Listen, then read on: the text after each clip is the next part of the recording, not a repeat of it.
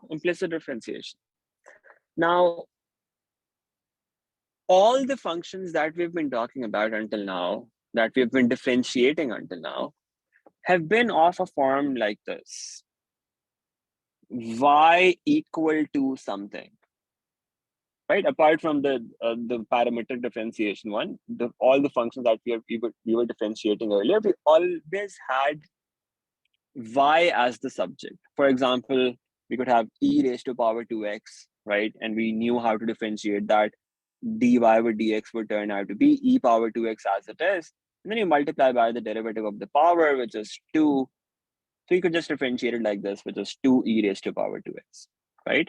Or you could have something more complicated maybe. So let's say you have y equals 2 sine x, then you have plus 3 e raised to power 2x minus tan x, something like this. Again, you have y as the subject. If you had to differentiate this, what would this be? The derivative of sine is cos, so that becomes 2 cos x. 3 remains as it is, then you have to multiply with the derivative of the power, so it's going to become 6 e raised to power 2x, and then the derivative of tan is secant square x. You get something like this. This is dy over dx in this case. Now, what was common about all of those examples that we were doing? Y was the subject. Y was the subject, and we just evaluated dy over dx like this. All right. But now, what if we have a function in which y is not the subject, and it's not even possible to make it the subject, at least not very easily? What do you do in such cases? Let's take an example. Let's say we have a function that looks like this: x cubed plus y cubed equals 7y. Now, it's not easy to make y the subject.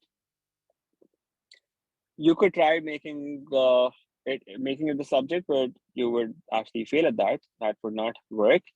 So what do we do in a situation like this? How do we think about differentiating this function now?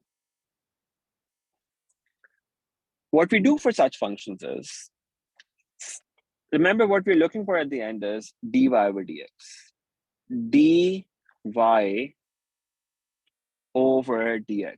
That is what we're looking for. That's the first thing that you need to keep in mind. What does dy over dx mean? Dy over dx means derivative of y with respect to x. That is what we are looking for. That's our goal at the end. That's what we want at the end. All right. So basically, y that we have here is a function of x. So y is something that is defined in terms of x.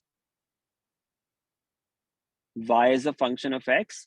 So if you were to differentiate y, the derivative of y would be dy over dx. And that is what we want to figure out from this. All right. Now, let's look at this. This is the equation that we want to differentiate.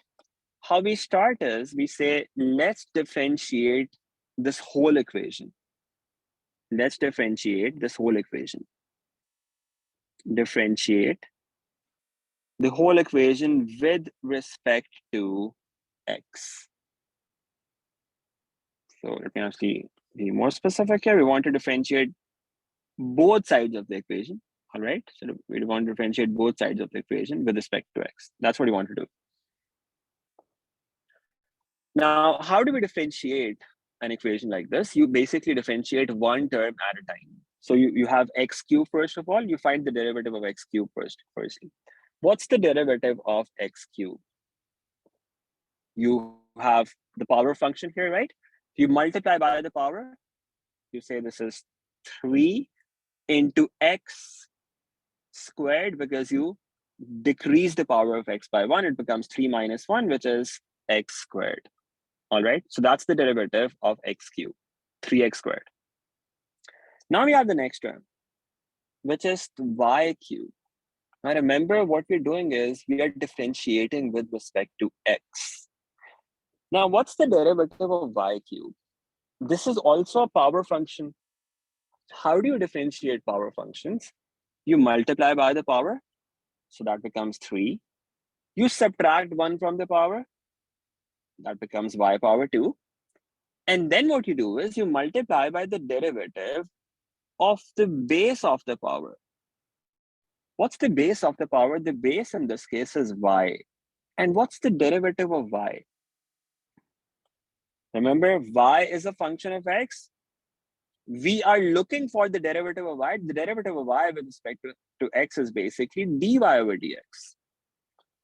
So when we say differentiate y cubed with respect to x, we apply the power rule first of all. That gives us 3y squared. But then we have to multiply by the derivative of the base. Remember the power rule? We also have to multiply by the derivative of the base. What's the derivative of the base? That's dy over dx. All right. So this is 3y squared into dy over dx. On the other side, we have 7. 7 is a constant. That's being multiplied. It remains as it is. What's the derivative of y? Again, the derivative of y is dy over dx. Remember when we were using power rule on x cubed, we were doing exactly the same thing on that as well. So we multiplied by the power, multiply by 3. That's coming here. Subtract 1 from the power, so the power 3 becomes 2. And then what's the base? The base is x. Multiply by the derivative of x. Now, what's the derivative of x? With respect to x, that's just 1. So we're multiplying by 1 here, essentially. And that does not make any difference. So if you were to differentiate y with respect to x, the derivative would be dy over dx. But if you were to differentiate x with respect to x, that's just dx over dx. And that is basically 1. So that's why they're being treated slightly differently since we are differentiating with respect to x. Derivative of y with respect to x is just dy over dx.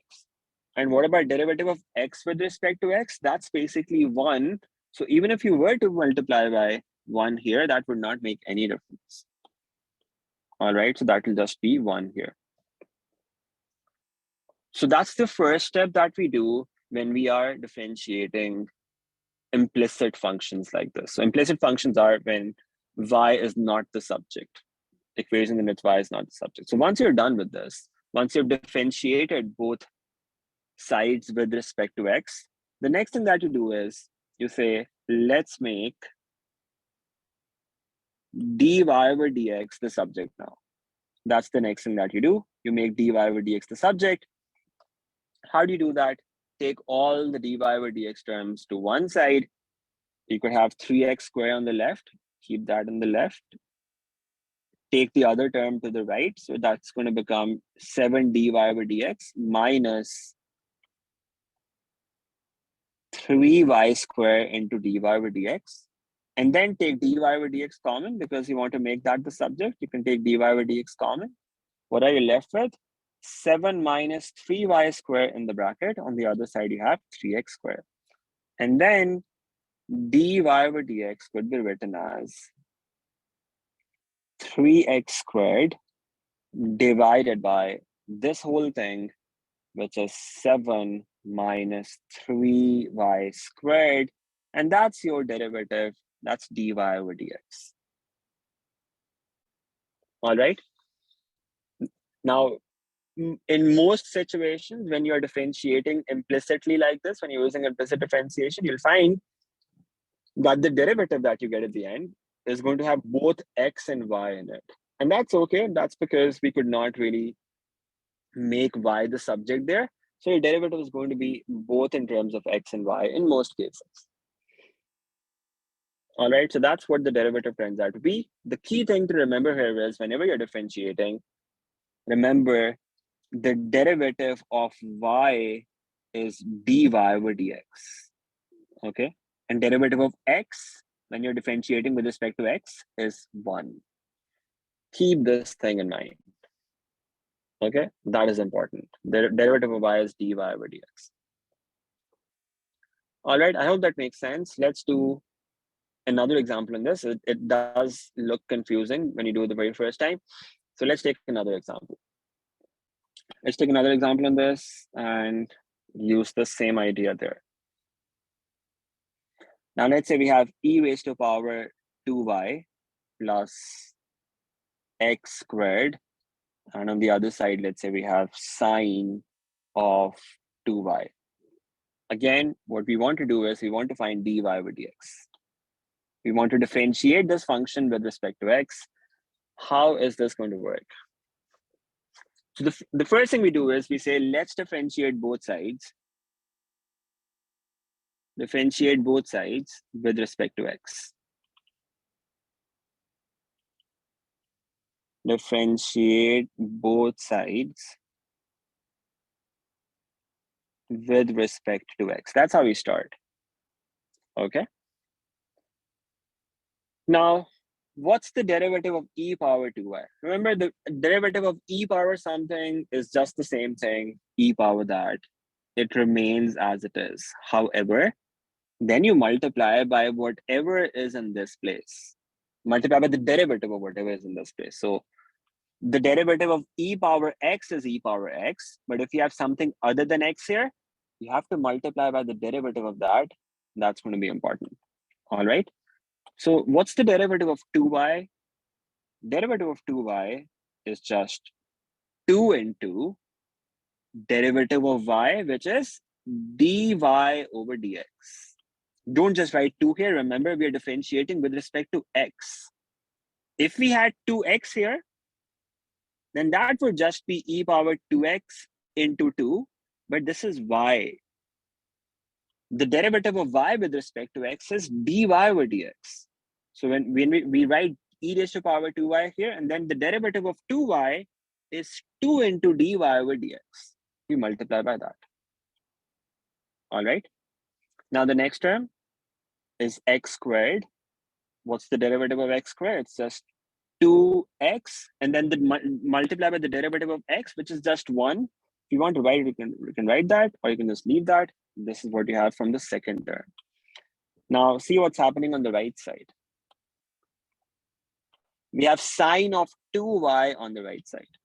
What's the derivative of sine? The derivative of sine is cos. So this is going to become cos first of all. So it becomes cos of 2y. But then you have to multiply by the derivative of what is inside here. 2y, the derivative of 2y, what's that?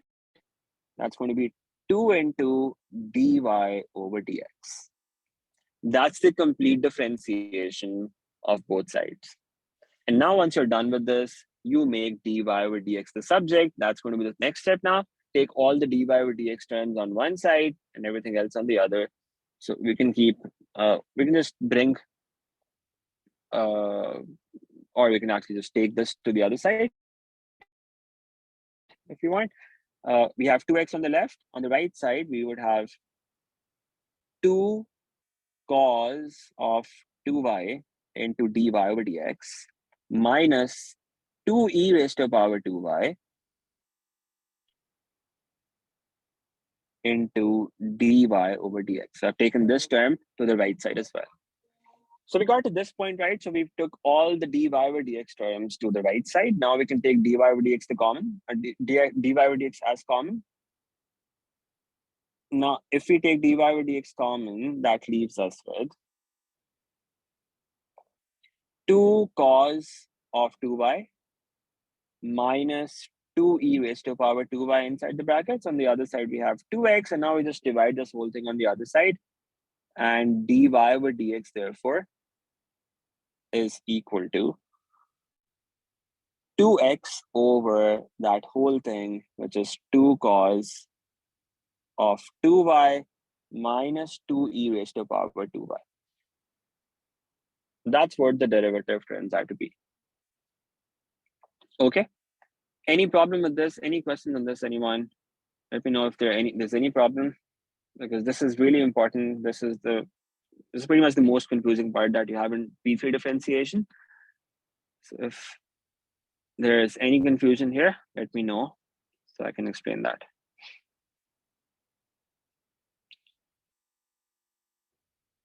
So you have to do two things: differentiate the whole thing with respect to x. While you're differentiating, keep in mind the derivative of y is dy over dx.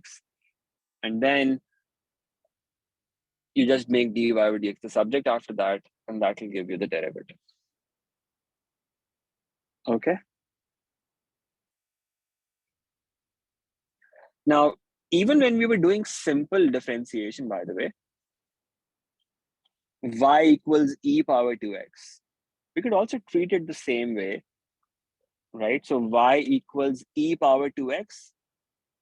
Essentially, what we do here is we differentiate both sides with respect to x. When you differentiate y with respect to x, what do you get?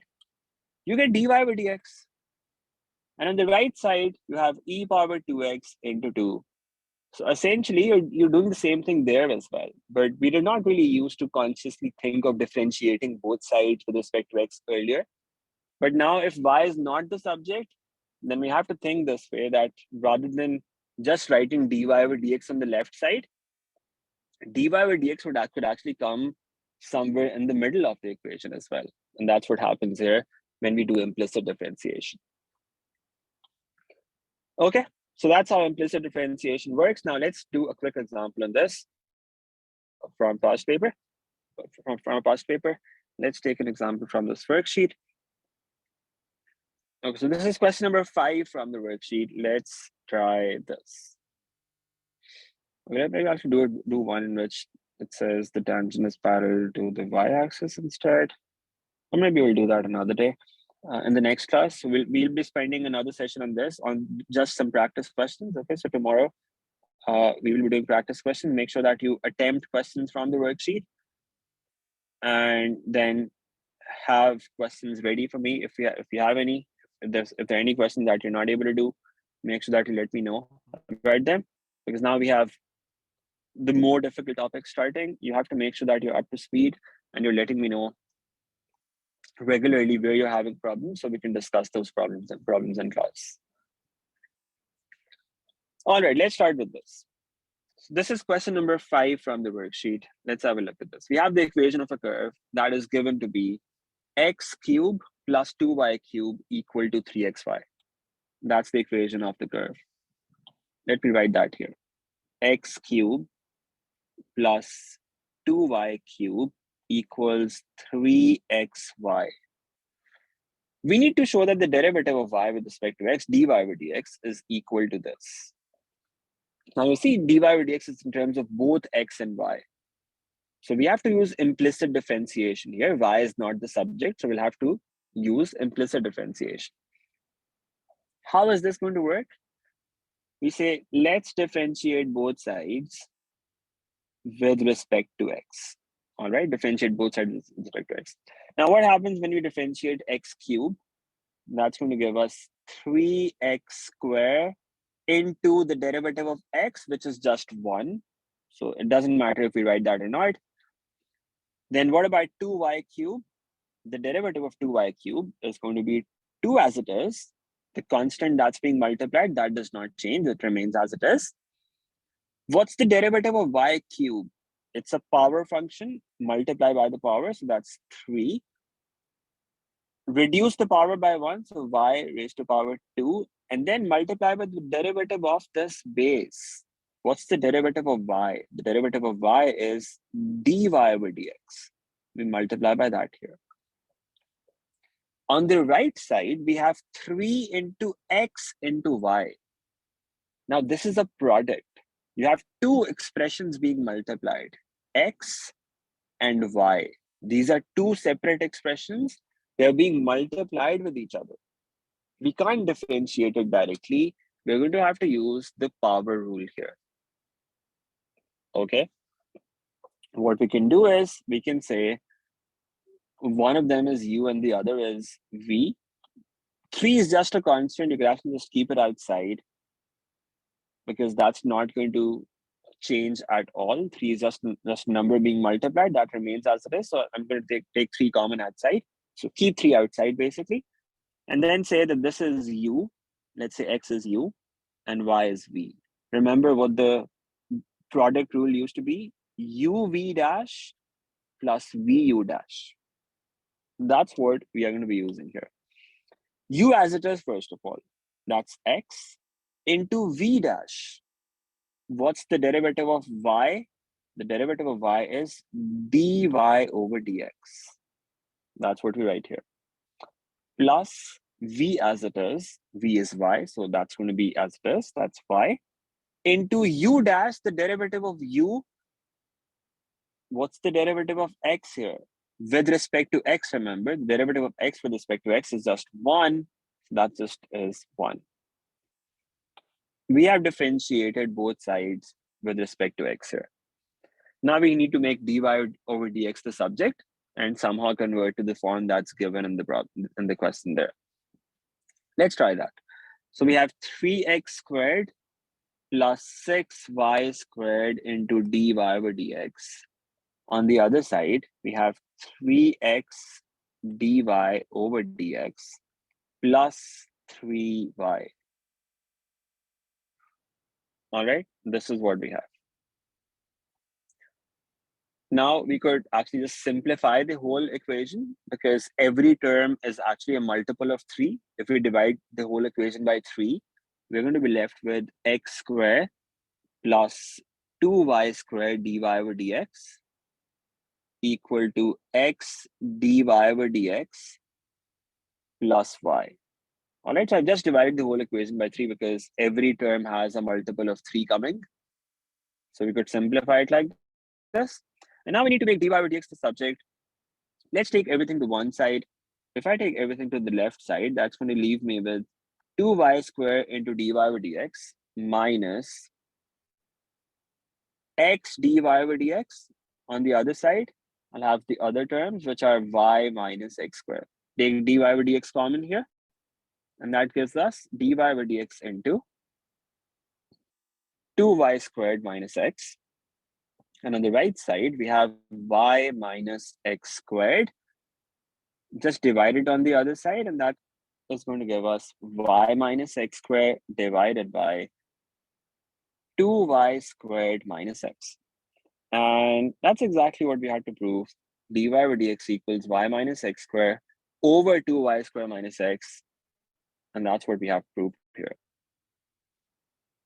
All right. Now, while you're actually working on this, sometimes what happens is if you end up taking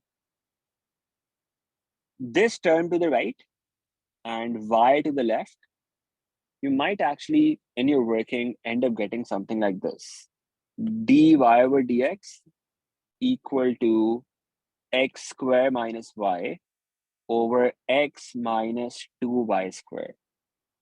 So if you were to just rearrange it differently, so if you were to take dy over dx terms to the right and the other terms to the left, you would actually end up with something like this, which does not look the same, but is actually equivalent to what you have on this side. So if you were just asked to find dy over dx and you got this, that would have been correct. However, in this particular problem, you're being asked to show something. So you have to have exactly what is required there. So how would you go from this form to this form? So the form that you have on the right side to the form that you have on the left, how would you prove that? One idea that you can use here is you can say, let's multiply and divide this fraction by -1. So we could say multiply by -1 and also divide by -1. It doesn't make any difference, right? So we could multiply and divide the numerator and denominator by the same number. It doesn't make any difference. So I could multiply the numerator by 10 and also denominator by 10. That's 10 over 10. That's just 1. I could do that. So what we do is we say, let's multiply the numerator and denominator by -1. Now, how does that help? In the numerator, we're going to have y minus x squared when we multiply by -1 here. In the denominator, we're going to have 2y squared minus x, and that's exactly what we need here. So basically, when the terms that you're getting are in the opposite order, in the reverse order as what you need, what you need, what you do is you just multiply and divide by -1, and that just reverses that order, and you can convert it to that form like this. All right, so keep that in mind. Sometimes this can happen as well. So you would go to this form like this by just multiplying and dividing by the same number minus 1. And that gives you the required form that you had in the question. Okay, so that was the first part. We had to find dy over dx.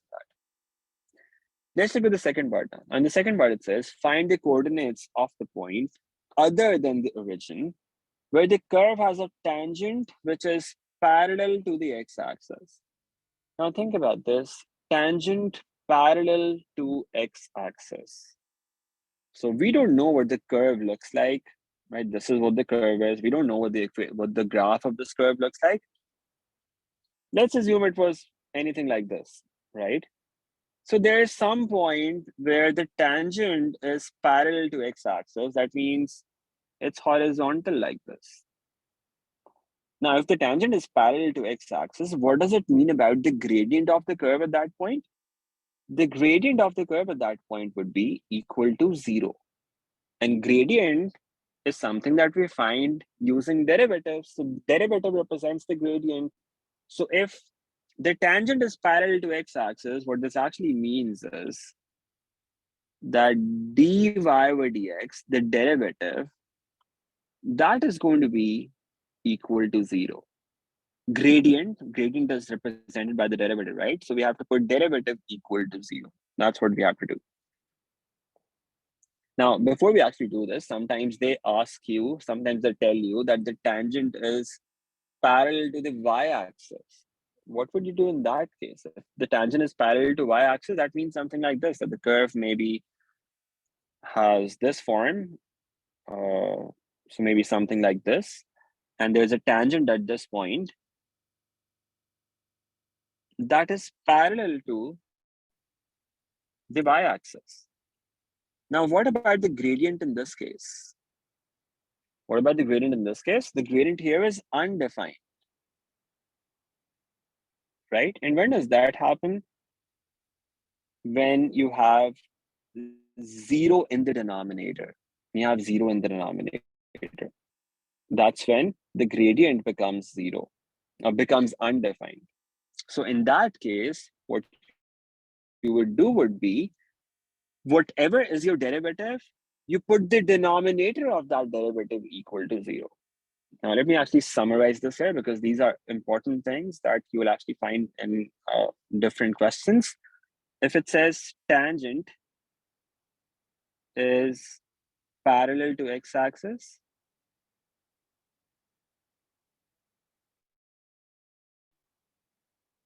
which means it's horizontal, that implies you're going to input dy over dx equal to 0.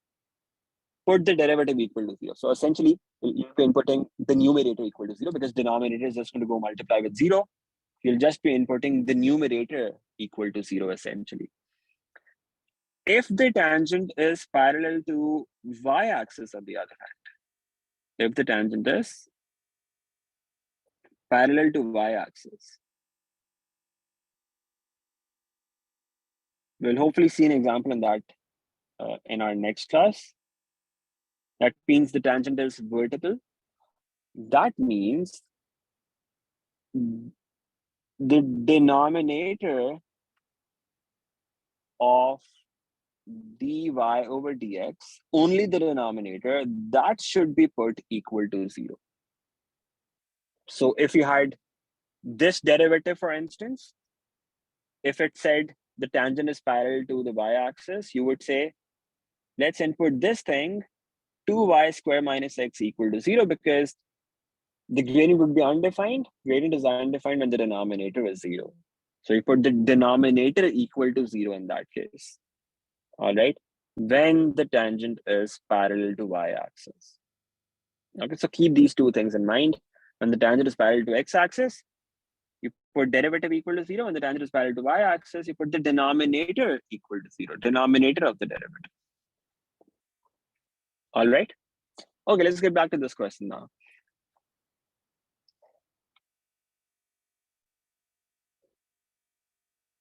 Okay, let's get back to this question. So in this question, it says, find the coordinates of the point other than the origin, where the curve has a tangent which is parallel to the x-axis. Let's start with this. So we have found, in fact, they've asked us to prove this, so it's already given in the first part as well. dy over dx is equal to y minus x square over 2y square minus x. Now, since we know that the tangent is parallel to x-axis, we say let's put dy over dx is equal to 0. All right, but dy over dx equal to 0. Why? Because the tangent was parallel to x-axis. That's the reason for this. Okay, so we have 0 equal to this, y minus x square over 2y square minus x. Now the denominator is just going to go multiply with 0. And we're going to be left with 0 equal to y minus x square. And that leaves us with y equal to x square. Now we have one equation, y equals x squared. This is not enough to find the values of x and y, right? We need to have two equations if we have two unknowns to be able to figure out the values of those two unknowns. This is one equation that we have, y equals x squared. Do we have another relationship between x and y?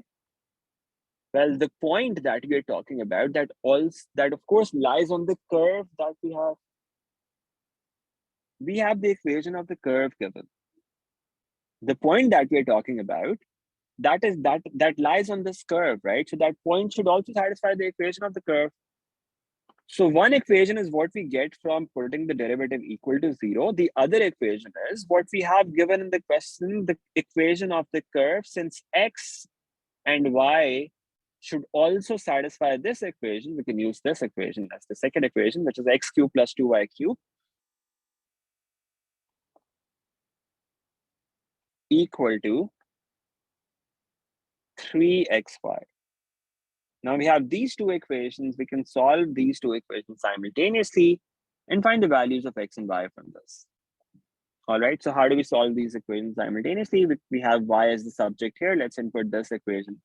Let's input this in the other equation. We can say, let's say y equals x squared. Let's put that here. If we were to do that, what would we get? We would have something like this.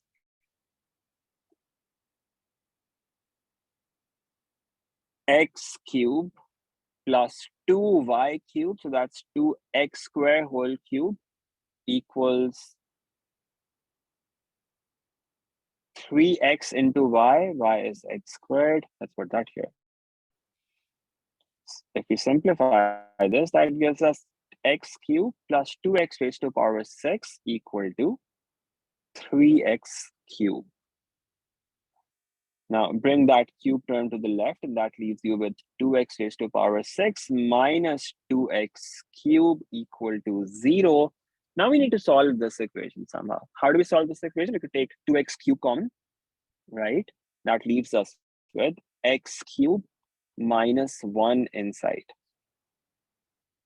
Now we have a product, this multiplied by this. That means either 2x cubed equals 0 or x cubed minus 1 equals 0. So one result that we're getting from this is x equal to 0, and the other is x cubed equal to 1. Take cube root, and that gives you x equal to 1. So we have two values of x that we're getting, x equals 0 and x equals 1. All right. Now we could input both of these values back in the other equation, y equals x squared. Let's put these values there. So we could say, let's input, this is a different color for this. Let's input this here. X equal to 0 and x equal to 1. When we input x equal to 0, what value of y do we get from that? Y equals 0 square, and that's a 0.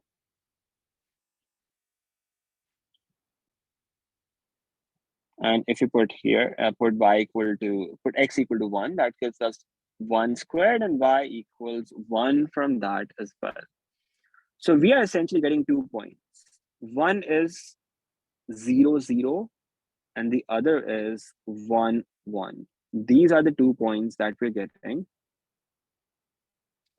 Let me write them down here.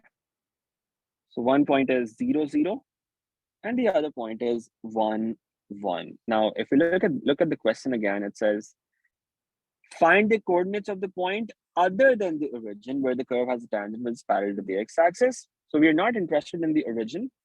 0, 0 is the origin, right? So this is not required. This is the other point. These are the coordinates of the other point that we were looking for, 1 and 1. All right. This is how you would deal with this problem. Put the derivative equal to 0. That gives you one equation. The other equation is what's already given in the question, the equation of the curve. Since the point lies on the curve, it has to satisfy the equation of the curve as well. And then you just solve them simultaneously. You would get the point that you're looking for. Origin was already given. We do not have to find that. The other point is 1 and 1. All right. And just to make you understand how it looks like, although it's not required, but let's draw this on Desmos just to try to figure out how this equation actually looks like. X cubed plus 2xy.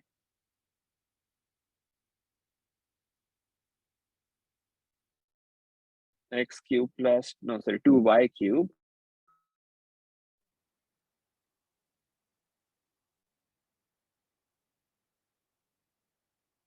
Equal to 3xy. That's the strange looking graph.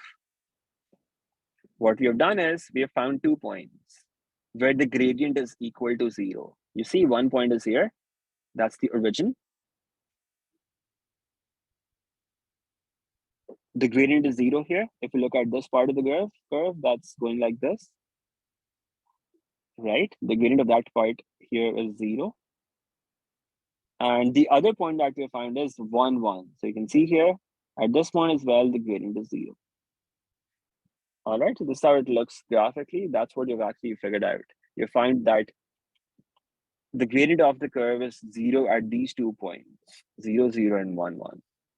Okay, now you could not really have figured out how the graph looks like, but you could do all of this calculation like this, to just do all of this theoretically where that point lies. This is question number 25 from the worksheet. Let's have a look at this.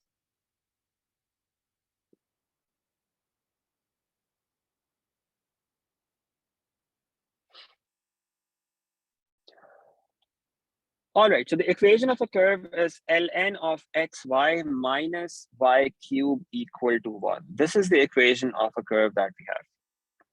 In the first part, it says, show that dy over dx equals y over x into 3y cubed minus 1. We have to show that dy over dx equals this. How do you find the derivative? How do you find the derivative of this curve, this function? It looks like this, ln of xy minus y cubed equal to 1. Now see, you do not have y as the subject here. So when you're trying to find the derivative of y with respect to x here, you would have to use implicit differentiation. Now, how exactly is it going to work? Let's just differentiate both sides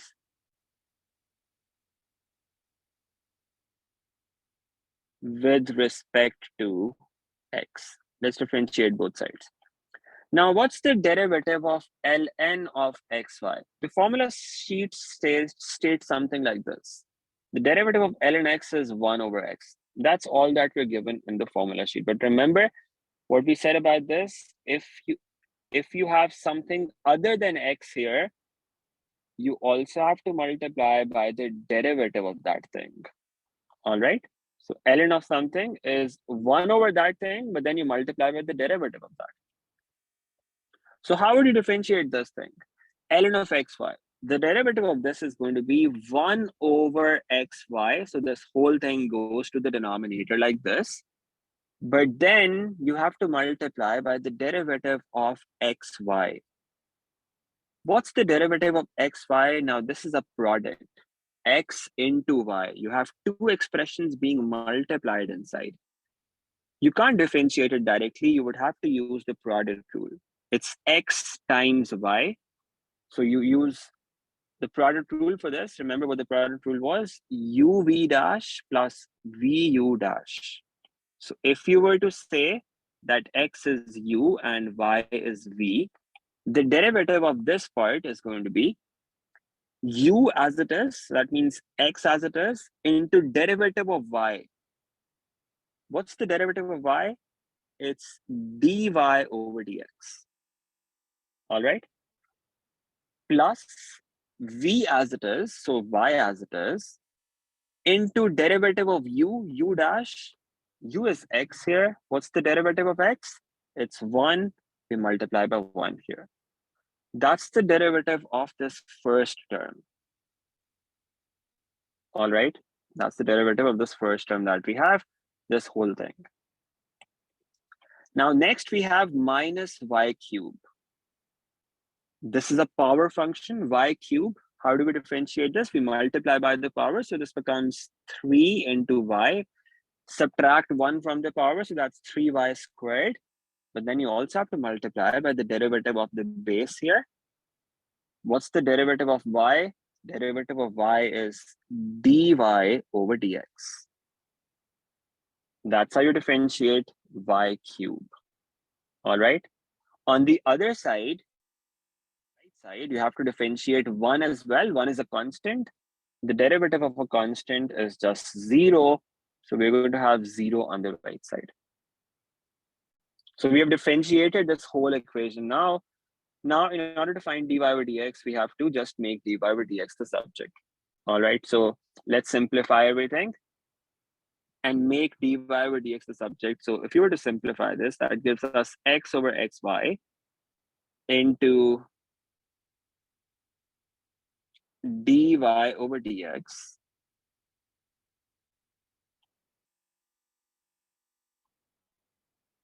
So this is the first term, x over xy into dy over dx plus 1 over xy into y. So this term into this, that's going to be y over xy. In fact, you can just write it out like this. This is what we have from this whole thing. Okay. Minus 3y square dy over dx, that equals 0. Now x and x get cancelled here. And y get cancelled here. What are we left with? 1 over y into dy over dx. Remember, we can't cancel this y and this y. Keep that in mind. The dy is not d multiplied by y. It's you have to consider this whole things together. Okay, so dy and y, they will just remain here as they are. 1 over y into dy over dx minus 3y square into dy over dx. So I've written the dy over dx terms together. And then take this thing to the other side. Or let's just keep it here for now, in case it confuses you, plus 1 over x. So just rearranged this. I've written the dy over dx terms together. Okay. And once you're done with this, you can take dy over dx common, because you want to make that the subject. Dy over dx common means you have 1 over y minus 3y squared left inside the brackets. Take the other term to the other side. You have minus 1 over x on the other side. All right. Now we have to take this thing to the other side. For that, it's going to make things simpler if we take LCM of this thing first. Okay. If we take the LCM, then we can just cross multiply after that. Let's take the LCM of this. You have y in the denominator. In the numerator, you would have 1 minus 3y cubed. On the other side, we would have minus 1 over x. Okay. Now we just multiply this thing on the other side. We cross multiply basically. And that gives us dy over dx equal to minus y over x into 1 minus 3y cubed. This is what we end up getting. This is dy over dx. Now we see what we have to prove, the expression that they have given us. They gave us this thing, y over, let me write that to the side here, y over x into 3y cubed minus 1. This is what we had to prove there. Now, we are very close, but we have a negative sign here. They don't have the negative sign here. In the denominator, the expression that they have is the other way around. We have 1 minus 3y cubed. They have 3y cubed minus 1. What we can do is this minus sign that we have here, remember, we could put this anywhere. So if we have minus 2 over 3, that's the same thing as minus or 2 over minus 3. So it doesn't matter if you put that minus sign in the numerator or the denominator, they're the same thing. So you could actually just put this negative sign in the denominator instead. If you do that, that is going to leave you with y over minus x into 1 minus 3y cubed. Now, if you multiply this minus inside the bracket, that would just make it the other way around. 1 minus 3y cubed is going to become 3y cubed minus 1. And that's exactly what you have to prove. dy by dx equals this. This is what we wanted to prove. Another idea here could be what we did yesterday, if you remember. We could just multiply the numerator and the denominator by minus 1. What does it make the numerator? The numerator is just y after that. Minus y into minus 1 is just y. And in the denominator, we have this minus sign. So that's another way of thinking about this. If you find this confusing, that why we're taking this negative sign to the denominator, you could just think of it this way, that we're just multiplying the numerator and the denominator by minus 1. Why are we doing that? Because the form that's given in the question that we have to show is slightly different. They have this the other way around. So we are getting 1 minus 3y cubed. They have 3y cubed minus 1. So to basically change that, we have to multiply by minus 1, but we can't just multiply by minus 1 out of the blue. We have to apply the same operation in the numerator and the denominator, and then it would be fine. So we could do it like this. All right, so this is dy by dx. That is what we were looking for in the first part. We're done with this. Okay. So that's dy by dx. That's the first part. Let's look at the second part now. The second part says, find the coordinates of the point where the tangent to the curve is parallel to the y-axis. Tangent to the curve is parallel to the y-axis. What does that mean? Your curve might be something like this, and the tangent is parallel to the y-axis at this point. So we need the coordinates of this point at which the tangent is parallel to the y-axis. Giving each coordinate correct to 3 significant figures. Now, if the tangent is parallel to the y-axis, that means the gradient should be something like this. Some number in the numerator divided by 0. So whatever you have in the numerator, in the denominator, you need to have 0. Gradient is derivative dy by dx. So this is the gradient. Let's write this down in the second part.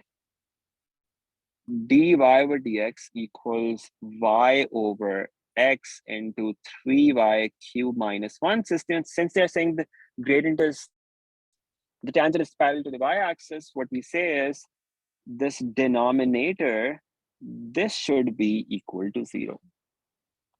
All right, so we put the denominator equal to 0, and that gives us x into 3y cubed minus 1 equal to 0. That's an equation that we get from this. All right. Now from this we get either x equal to 0, since it's a product and the result is 0. That means either the first thing should be 0 or the second thing should be 0. So either x equals 0 or 3y cubed minus 1 equals 0. So from the other one, we get y cubed equal to 1 over 3 and y equals 1 over cube root of 3. So we're getting one value of x and one value of y. What are the corresponding values of x, y for these points? For example, this is x equals 0. What's the corresponding value of y for this? And this is y equals this. What's the corresponding value of x for this? Remember, these are not the same. It's not the same point where x is 0 and y is this. It's either the first one or the second one, right? So we have two separate points. One point has x equal to 0 and the other point has y equal to this. What are their corresponding coordinates? That's what we have to figure out now. And where is that going to come from? Remember, we have another relation between x and y, and that is this curve that we have. Okay, the point that we're talking about, it lies on the curve. So that means it should also satisfy the equation of this curve. So this is the other equation that we're going to be using. Let's write that down. This is ln xy minus y cube equals 1. This is the other equation that we have. Now what we do is we put these points there in that other equation. We say, let's input x equal to 0 here. And let's input y equal to 1 over cube root of 3 as well. So we input these values in that other equation now. All right. Okay, now this is actually going to get slightly complicated. Let me just see if we need an exact answer here. No, so it says you need the values of the coordinates to 3 significant figures. That means you don't need to use exact values. You can actually write them in decimals here. So let's actually convert this value of y to decimals before putting that there. 1 over cube root of 3. Let's evaluate this. This is going to turn out to be 0.6934. We keep at least 4 significant figures so that our final answer turns out to be accurate. Now put that there in the other equation. So we have x equal to 0 or y equal to 0.6934. Now when we input x equal to 0, let's see what we get. That gives us ln of 0 minus y cube equal to 1. Now, this is a problem. We can't take log of 0. So basically, when x equals 0, there is no corresponding value of y that we get. So this is not possible. X equals to 0. This is not a possible coordinate because it would make this equation undefined. If x is 0, it becomes ln of 0, and that's undefined. So x equals 0 is not the correct result. Let's see what happens if we have y equal to 0.6934. If we input this value, that is going to give us ln of 0.6934 times x minus y cube. We know what y cube is. Y cube is actually 1 over 3. We just input that directly here. 1 over 3, or we could just input this and take cube of that. That would turn out to be 1 over 3 as well. That's okay. Equal to 1. Let's evaluate this. It becomes ln of 0.6934x. Take 1 over 3 to the other side. That becomes 4 over 3. How do we solve this equation now? We have to find the value of x, right? So remember, the base of ln is e. E is going to go to the other side and become the base of 4 over 3. Right? So it becomes 0.6934 times x equal to e raised to power 4 over 3. And then just divide this number there. You have e raised to power 4 over 3 divided by 0.6934, and that is going to give you the value of x here. All right, let's evaluate this and see what we get from this. 5.47. 5.47. So this is 5.47. The value of x turns out to be 5.47. All right, so we have y equal to 0.6934 and x equal to this. Now, what's the final result? We have to write each coordinate to 3 significant figures. Let's write down the final result now. The x coordinate is 5.47 and the y coordinate is 0.693 to 3 significant figures. Remember, whenever they specify the level of accuracy in the question, in this case, they have said they want 3 significant figures, you have to follow it exactly. So you have to write exactly 3 significant figures. That's 5.47, 0.693. That's the result. So this is question number 28 from the worksheet. The diagram shows this curve with the equation. This, we have the maximum point on the curve, which is M. We need to find the x coordinate of M in terms of A. Now, M is a maximum point, which means a turning point. At turning points, remember, derivative is equal to 0. So what we have to do is we have to find the derivative of this curve, dy by dx, and put that equal to 0. That's the idea. All right. Now, how do we start? We just differentiate both sides with respect to x. Since y is not the subject here, we would have to use implicit differentiation. So we say, let's differentiate both sides with respect to x. What's the derivative of x cubed? That would be 3x squared. Then what about xy squared? This is a product. We can't differentiate it directly, so we would have to use the product rule for this. It's x into y squared. So what's the product rule? The product rule is uv dash plus vu dash. So we could say x is u and y squared is v.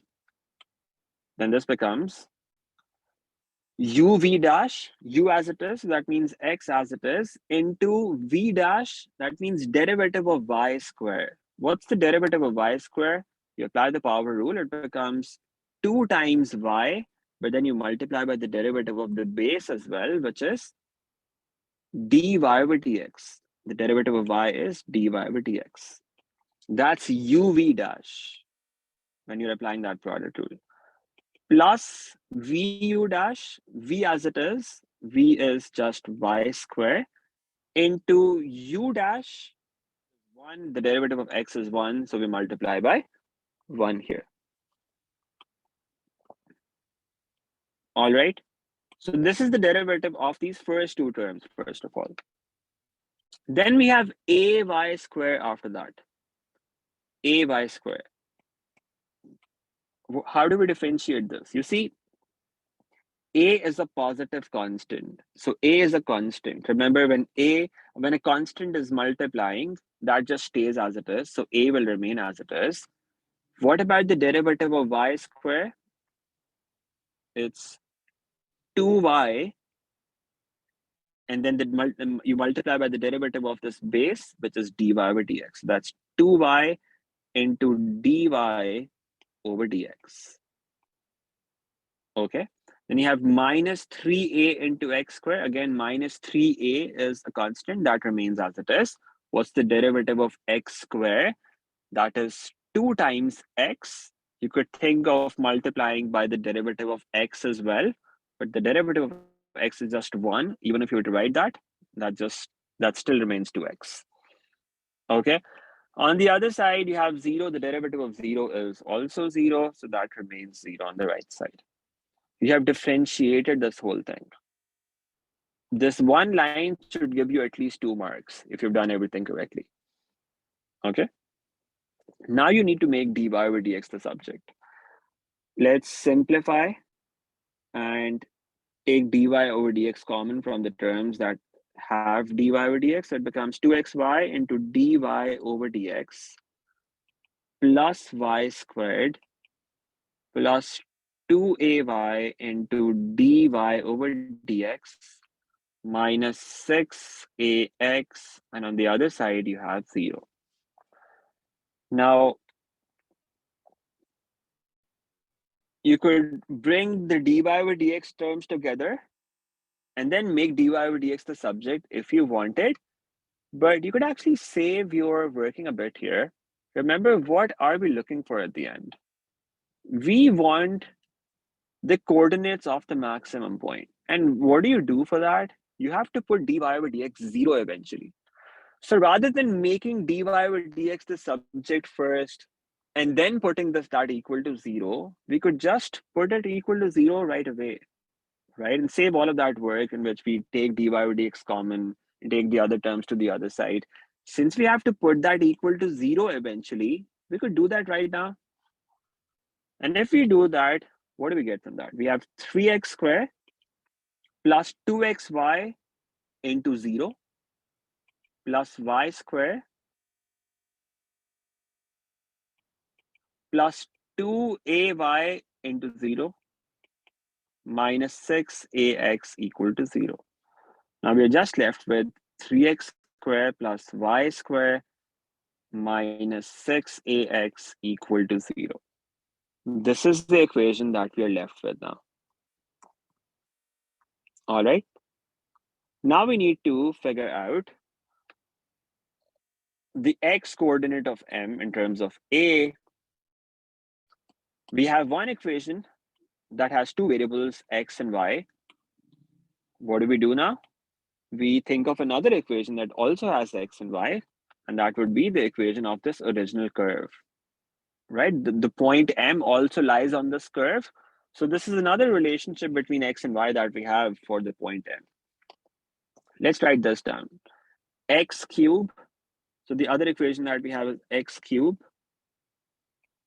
plus xy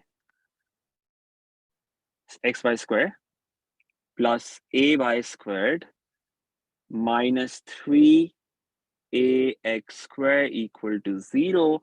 We need to solve these two equations simultaneously somehow and find the value of x from this. Remember, we are not looking for y.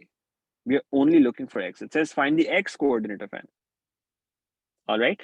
So we can make y the subject from one of these two equations and put that in the other equation. Now see, you only have y squared in the other equation. You don't have any y. What you can do is you can just make y squared the subject from this first equation, and that would give you 6ax minus 3x squared. And you can just input this in the other equation. You can say, let's input y squared equal to 6ax minus 3x squared. And that would eliminate y from this because we only have y squares here. We don't have any y or y cube. So we could just input y squared equal to this. Even if we were to input make y the subject, we could do that. That would give us 6ax minus 3x squared whole raised to power 1 over 2, or you could take square root with plus minus. When you input that there, you would have squares there, so you would get this thing eventually anyway. All right, so it's easier to just input y squared there directly. That's what we do. Now let's simplify everything. That is going to give you x cubed plus x into 6ax minus 3x squared plus a into 6ax minus 3x squared. And then you have minus 3ax squared equal to 0. Let's simplify everything, and that gives us x cubed plus 6ax squared minus 3ax squared, cube, plus 6a squared x minus 3ax squared minus 3ax squared equal to 0. This is what we get when we simplify everything. Now, to see if there could be any cancellation here, we have some x cube terms. We have x cube here. We have an x cube here. These are two x cube terms. We have some x squared terms, 6ax squared minus 3ax squared minus 3x squared. In fact, all of them get cancelled. 6 minus 3 minus 3. That's going to leave us with nothing. And we have x cube plus, in fact, minus 3ax cube plus 6a square x left, and that equals 0. Now we need to solve this somehow and figure out the values of x from this. What we can do is we can take x the subject. Are we missing something? Because we have an a here. And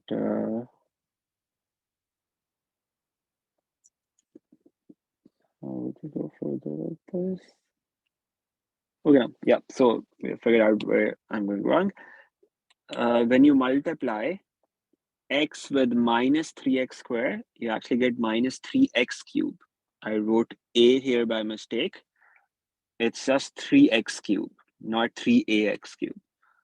Let me correct this. So this is actually 3x cubed only. Okay, so x cubed minus 3x cubed, that actually just simplifies to minus 2x cubed, right, plus 6a square x.